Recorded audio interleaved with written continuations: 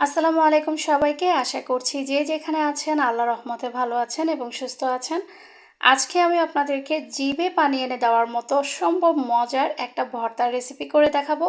আর আপনারা নিশ্চয়ই দেখেই বুঝতে পারছেন যে এটা কতটা ইয়ামি লাগছে। আজকে আমি আপনাদের সাথে শেয়ার করব রসুন এবং লাল মরিচের অসম্ভব এই ভর্তাটা।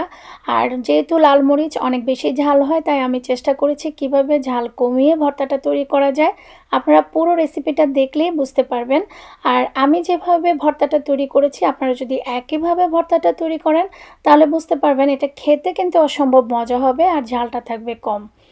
যারা আমার চ্যানেলে নতুন আসবেন তারা সবাই প্লিজ আমার চ্যানেলটিকে সাবস্ক্রাইব করে আমার সাথেই থাকবেন। আর আমি চেষ্টা করি সব সময় আমার রেসিপিগুলো একদম সহজভাবে আপনাদের সামনে উপস্থাপন করার জন্য। আশা করছি পুরো ভিডিও জুড়ে আমার সাথেই থাকবেন। তাহলে চলুন শুরু করা যাক। শুকনো মরিচের ভর্তা তৈরি করার জন্য এখানে আমি প্রথমে নিয়ে নিচ্ছি শুকনো মরিচ। আমি যতটুকু পরিমাণে ভর্তা তৈরি করব ওই অনুযায়ী আমি শুকনো মরিচ নিয়ে নিচ্ছি। আপনারা যে যতটুকু পরিমাণে করতে চান ওই অনুযায়ী নিয়ে নেবেন। আর এখানে আমি দিয়ে দিচ্ছি একটা রসুন। আমি পুরো একটা রসুন নিয়েছি আর রসুনের ছালগুলো ছিলে নিয়েছি। এরপর এখানে আমি দিয়ে দিচ্ছি একটা পেঁয়াজ। আমি বড় সাইজের পেঁয়াজ নিয়েছি। এখন আমি শুকনো মরিচগুলোকে একটু ভালো করে ধুয়ে নিব আগে।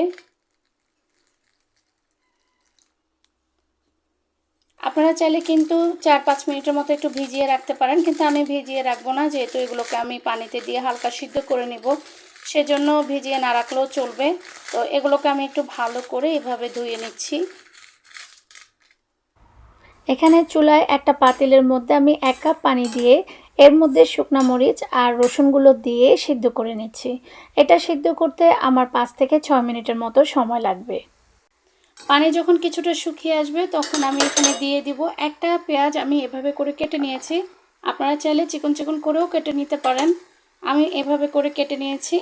এখন এটাকে আমি আরও 2 মিনিটের মতো সিদ্ধ করব।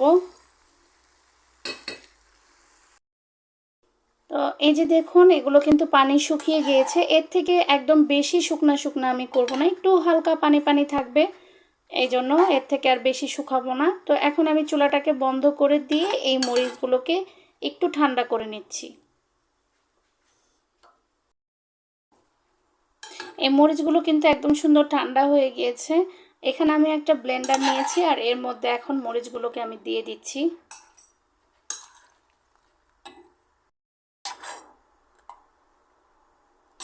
আর এর মধ্যে হচ্ছে আমি কিছু ধনিয়া পাতা দিয়ে দিচ্ছি।